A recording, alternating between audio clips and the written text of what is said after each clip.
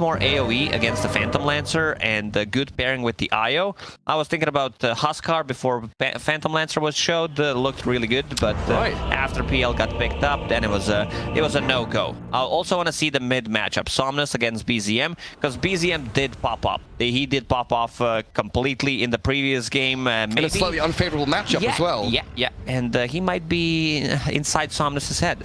Maybe. I mean, Seb definitely was inside RNG's head in game 1 as well. Maybe intentional? Maybe, maybe it was. Not quite sure. Well, Seb was definitely in their heads in game 1. He was perfectly positioned on his Earthshaker. Everywhere he went led to kill on kill. And OG looking now to really cement themselves as the slayers of RNG. As we get ourselves out onto the map here in game 2.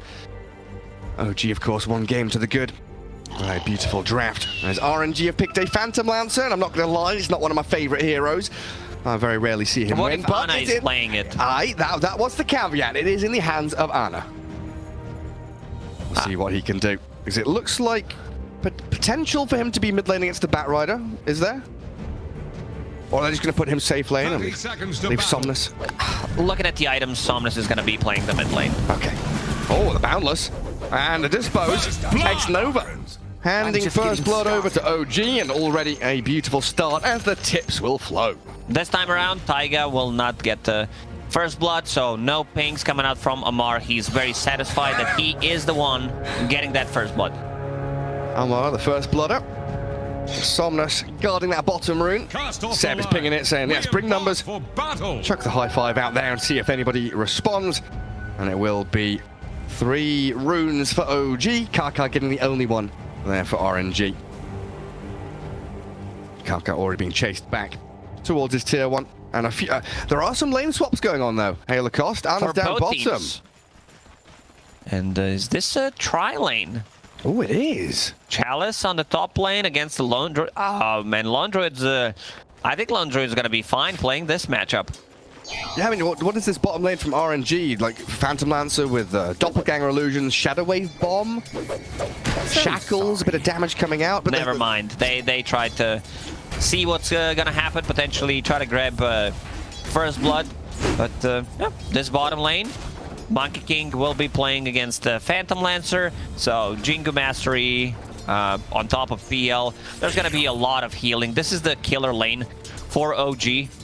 And a lot of sustain. I don't think they're going to be able to put any pressure on Monkey IO. Jeez Louise, look at that. 10 stacks of napalm on Somnus. And he's got to get out of the reach of BZM. BZM, Batrider zoning me. 10 sticking up on charges, you can't get close. Oh man. Tiger taking a bit of a beating top lane, and we see the triple flippers from Yuragi again on this Lone Druid, something that it feels like he's trying to pioneer here with his item build. So we usually see, a bunch of branches, tangos, and all that good stuff. He does like the right clicks and the extra bit of armor coming through on his main hero. Yeah, and you can turn that into raid bands later on, so no real value lost. Yeah, always a nice little shift there. As we see the odd shift favoring OG. It was the other way around for game 1, but the tides have turned. Yuragi's bear very low, but should be able to resummon, as you can hear him roar and come out of hibernation. Return with full health. Dire Sentry out there does block the large camp, so no pulling or any nonsense from OG. While in that mid lane, 5 stacks again up on Somnus. Firefly from BZM, a TP back to tier 2. Somnus not allowing any of that to happen, while Tiger dies to Chalice up at top. Lone Druid chasing with the bear, but the Underlord is under his tower. Kaka forcing the hero back as well as they try to focus the kill the bear. It's 300 gold, but I'm looking at this mid lane. Somnus does have more CS, but in terms of region, he is suffering. He also used his TP. Bottom lane, Amar 10 and 5. Ana has 9 and 2. It's gonna, as time progresses, it's just gonna get more difficult for Phantom Lancer. Yeah, some revenge there from Tiger and Yuragi, getting that side kick going. I think the bear has done. Oh, no, I stand corrected. Bear is back in Fountain. Perfectly fine. Yeah, he's all right. And once again, Amar You call him the carry in this game, right? He's playing position 1 in the safe lane, getting farm priority up against this Phantom Lancer Dazzle lane, doing incredibly well. Yeah, I expect him to get the carry items, like no shenanigans. He might get like either full Gleipnir, or if he wants to go full greedy, you know what time it is. It's Battle Fury time. You're playing against Phantom Lancer, but I wouldn't mind seeing Gleipnir or Mjolnir. What about the Hand of Midas, Lacoste? Oh, definitely not. Yeah, he's not a fan of that. You listen now to Twitch chat, you buy Hand of Midas and Monkey King. Lacoste is there, scaring out your Dota. There was a 1W. And got the overcharge on him. X-Nova just being pummeled into the ground. No mana remaining, so can't heal, can't grave. And Ana, he's got no doppelganger. His Wraith Band in his backpack. He tangoes up, but he's dead, and a double kill to Amar. Beautiful stuff from OG, really swinging the bat into RNG early on. This lane's done, and look at the amount of farm that is approaching to Amar on bottom lane. Oh, so a double wave coming in. He's going to be a monster. 18, 19, 8, tons of CS, top lane jump in. Dispose catching out Karkar now, and OG's early aggression really dominating the laning stage. If we wanted a team to emerge that could start defeating the likes of RNG and LGD, it appears that OG might just need a squad to do it. Oh, boundless strike. Never mind. It doesn't matter. That's how strong this lane is. Is Ana dead as well? Hey? He's dead. He doesn't have a doppelganger. He doesn't have a creep to go with the pet rush. He's trying to go on the side to go potentially for the big camp, but not gonna happen. Good body blocks from Seb. Just imagine your ex-captain, your best friend, he's body blocking you, allowing this young upstart, the new member of OG, Amar, to kill you. Yeah, Ana already off to Amar's 5-0, 5 minutes in. How's that possible? He got that first blood and now has enough for phase boots. That's got to be illegal. They need to swap things around. I mean, Ana doesn't get to play Dota in the bottom lane. But Somnus getting some vengeance in the mid lane. BZM. His life is claimed by the Razor, and Seb's rotation comes just a fraction of a second too late. Ana, yeah, the relief there with the well played and the smiley faces as they communicate through chat wheel lines.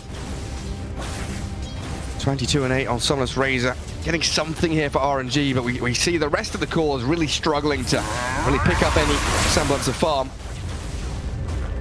TP into mid, maybe a go here on Razor.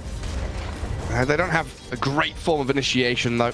Lasso about to be available after 2 creeps. Yeah, back up top. The sidekick bear. Again, something we've seen OG run from time to time, and the resummon comes as Tiger and Uragi pairing up under this tier 1 with a full wave approaching. Catapult will whack the tower, and well, Chalice will drag the wave while Ana dies again down bottom. Somnus with a good rotation top does swing into action, but 11-3, you've got to see the sweat dripping down the RNG players' faces right now. They're struggling. I would be struggling as well and sweating because Amar is level 6.5, 6 minutes into the game. Ana comes back for more. Agent Ana, level 3 at the moment. What, 7 minutes in, yeah. BZM was eyeing up Kaka for a second there, but deciding better of it. I think he regrets not having Doppelganger to be able to get out of the trouble. Sure. Seb gonna wander into X-Nova, but he's setting this up for Amar, finding yet another opening. The grave is there to buy a bit of time, but this will only delay the inevitable death of the Dazzle. 0-4-0 on X-Nova currently. Back to the bottom lane they go. Dyer's middle Find the Phantom Lancer. I mean, Ana might He might just die again. Die underneath the tower. He's got Doppel now. Yeah, Boundless strike. They'll find the real one. They know he's got Jingo over his head. Amar. They need to help him out there. Where's the TP rotation? It's coming in now. Dazzle should be able to TP in Grave. He'll get the heal on the Shadow Wave, but Amar is going to get one more hit in. X-Nova, the Grave on cooldown still, and Amar is going to Wukong's command to zone them away. This might be the best Monkey King performance in the first 7 minutes of the game that I've seen. And he's definitely not buying a Hand of Midas. Chalice has come down bottom to place his body into this meat grinder. OG are turning RNG into sausage right now. 8 minutes in, 13-3. They'll get some consolation prize with a kill on Tiger. And Chalice, he's being dived again. Amar there, and they're going to try and run across the BZM, but the Underlord caught out with the Boundless Strike. And OG dive and pummel RNG into the ground. One by one, the dominoes topple. And on time, gets relocated back. To take the plunge. RNG is the team that will GG out early on, as we've seen in the previous game and some games in the... They're coming back. In the DPC tour, yeah, they're coming back. They're here again. Kaka X-Nova from the west will come in to try and deal with Omar. The shackles down, the poison touch, and Someone's draining all of his damage. They've got the Tether and the heal coming in, but Omar finally dies. Maybe a bit too greedy there. They thought there's not going to be enough, but playing behind tier 1, tier 2 tower, they already placed an observer ward here, so not an usual observer ward, but that's going to scout things out. And now Ana, 0-5 and 0, running to the top lane. Usually when someone has 0-5-0, we see them running down the mid lane. Oh, goodness, yeah, I mean, tier 1 top's already dead, so at least he's got a bit of safety in the dead lane, but look how quickly OG understand that objectives are key. Move into mid lane, tier 1 after tier 1. Well, you're right, Somnus, he's been found. And guess who it is? It's Amar. This sidekick, I love the build on Taiga. Maxing out that sidekick with Monkey King and Jingu, and also using that on Spirit Bear plus Tether on top of that. This Lone Druid or Monkey King, they're gonna go nuts. This might be the most hero damage ever done as a Monkey King in the first 10 minutes of the game. Yeah, we very often talk about synchronization of item timings, of levels, of experience, of lanes, and things like this, but we very rarely nowadays talk about this cycling of synchronization, where early on it's Io with the Monkey King, later on, of course, we'll get that Io and the Psychic onto the Lone Druid Bear as we transfer the priority from the Monkey into that Lone Druid. Oh, BZM though, he's been shackled up. He doesn't have Firefly, so he looks dead up in this top jungle, while Chalice, he is dying elsewhere on the map. He picked off by the remaining members of OG. Tower's gonna fall on bottom. That's an Echo Saber, Phase Boots, Orb of Corrosion, Raid Band, Monkey King.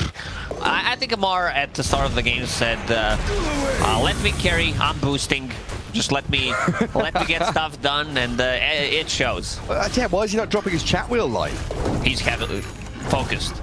Amar the focused. Amar the flipping brilliant right now. 17-6, and a TPing bottom to try and match Amar's aggression. Chalice will hold out that wave. A dire triangle fully belongs to OG. They'll steal Ancients, they'll create a nice little base camp for themselves, while Tiger, he chucks Somnus away. Maybe a deny on Roshan. Beautifully done. Seb relocating Amar in now. Somnus with a decent amount of stolen damage. Does have to be wary, Amar, but the two now Boundless Strike. X-Nova finally gets the grave with the Wukong command. Big old circle in the midst of the battle. Seb relocates them out again. And Chalice, even with that, jump in with a portal, not able to do it. And will get a solo on Shadow Shaman. I don't think they're going to be coming back anytime soon in this game. 6k gold lead, 18 kills on OG. They came here to play. Insane performance. They are getting some response out of RNG though. BZM, he's being picked off by 3 heroes surrounding him, but he gets one before he dies. And now X-Nova jumped upon, rebound in from Tiger, looking for the dispose, and he will find it. Oh, is that Ana? No, Ana. No, Ana. Yes, that's level 1 Doppelganger. Amar's not stopping. He's going underneath the tower. He does not give a fuck. Oh, Ana. Get in there. Oh, Ana. Okay, Ana. He's fine. TP's back to Fountain. Very fortunate that the rest of OG weren't quite on the same page as Amar. And Chalice, high five? High-fiving. He knows high five's gonna come. They're picking him out. He gets the tower to high-five him in the end. Now Pit, Firestorm in, Kaka, Serpent Wall for the tether across. Sep moves in to save Amar, and this Monkey King is beating into the Shadow Shaman right now. They've got that grave to buy a bit of time, but the Uragi arrives. The additional core, the carry comes in and gets a double kill. Garrett, I think this might be the fastest game of the tournament. And there it is. I said, you know, 13 minutes in. RNG is the team that will call out GG when they feel like there's nothing to be done. OG playing turbo mode in this one. I mean, this has to be one of like a couple of records broken on a Monkey King. The way they set up the lanes was pretty OP. We said at the start of the game that you know, this lane for RNG is not gonna do well, but definitely didn't expect it to go this way. And yeah,